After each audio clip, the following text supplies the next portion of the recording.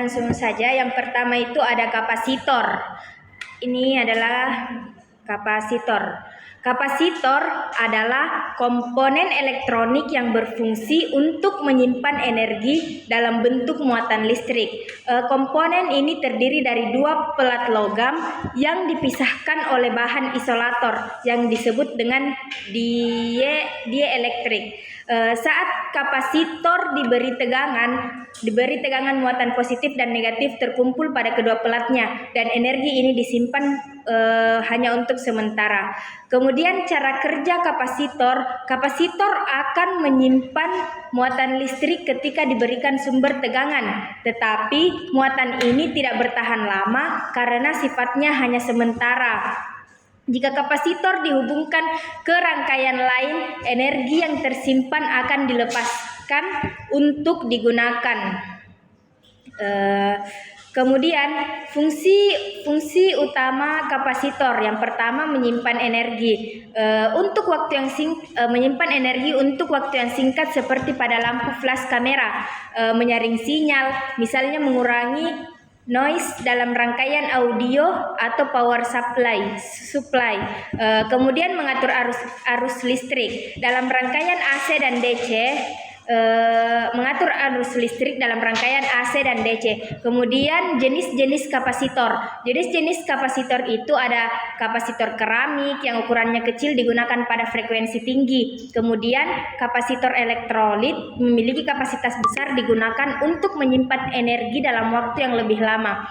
Kemudian ada kapasitor tantalum. Kapasitor tantalum yaitu stabil dan cocok untuk aplikasi presisi tinggi. Kapasitor digunakan sebagai perangkat seperti radio, TV, dan pengisi daya. Misalnya dalam power supply, kapasitor membantu menstabilkan tegangan agar perangkat elektronik berfungsi dengan baik. Kemudian yang kedua ada transistor. Transistor adalah komponen semi-induktor yang memiliki tiga terminal, yaitu basis, kolektor, dan emitor. Transistor memiliki fungsi utama sebagai penguat sinyal, saklar elektronik, dan komponen logika digital. Cara kerja transistor dapat mengontrol aliran arus antara kolektor dan emitor dengan mengatur tegangan kecil pada basis. Dengan kata lain, arus kecil di basis dapat mengendalikan arus besar di kolektor dan emitor. Jenis transistor itu yang pertama ada BJT, bipolar junction transistor, menggunakan arus untuk mengontrol aliran arus. Kemudian yang kedua ada MOSFET, metal oxide semiconductor field effect transistor, menggunakan tegangan untuk mengontrol aliran arus lebih efisien dalam konsumsi daya. Fungsi transistor sebagai penguat sinyal, misalnya pada mikrofon atau amplifier audio.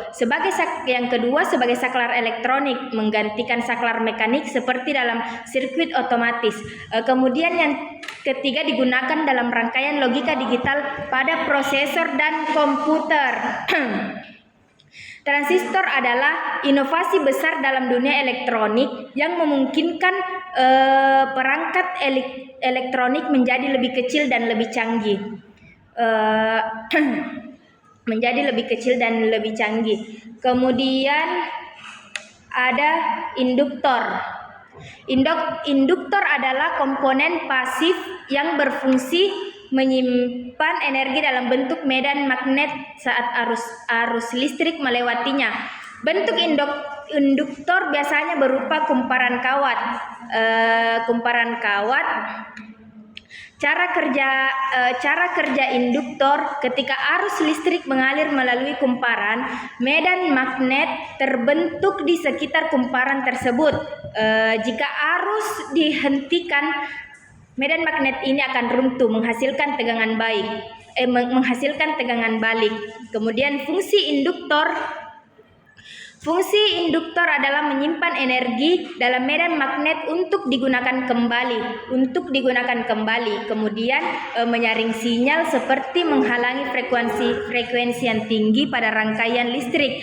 3. Mengatur arus listrik, terutama dalam rangkaian AC pada transformator.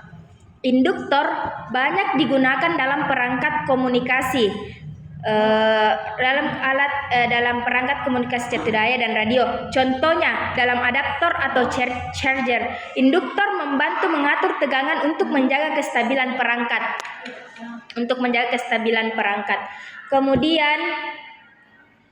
Kemudian ada dioda. Dioda adalah komponen elektronik semikonduktor yang memungkinkan arus listrik mengalir hanya dalam satu arah. Dioda memiliki 2 terminal, yaitu anoda dan katoda. Cara kerja dioda, ketika tegangan positif diberikan pada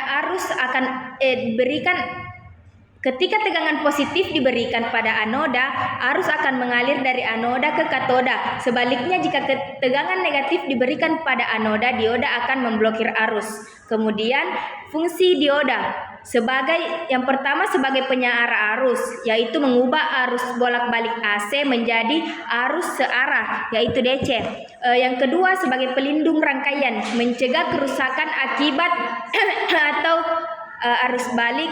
3. Sebagai komponen utama dalam LED, light emitting diode, menghasilkan cahaya pada berbagai perangkat. Jenis-jenis dioda itu, yang pertama ada dioda biasa untuk penyerahan arus. Yang kedua ada dioda Zener untuk stabilisasi tegangan, dan yang ketiga ada dioda Schottky untuk kecepatan tinggi dalam rangkaian digital.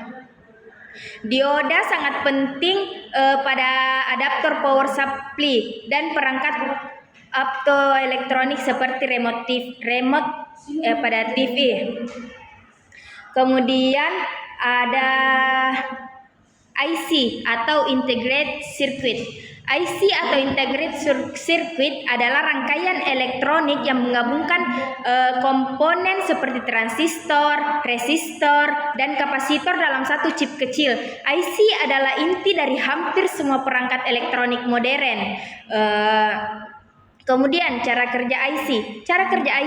IC dirancang untuk menjalankan fungsi spesifik seperti pengolahan data atau kontrol logika. Semua elemen dalam IC terhubung pada tingkat mikroskopis memungkinkan untuk efisiensi tinggi. Kemudian jenis IC.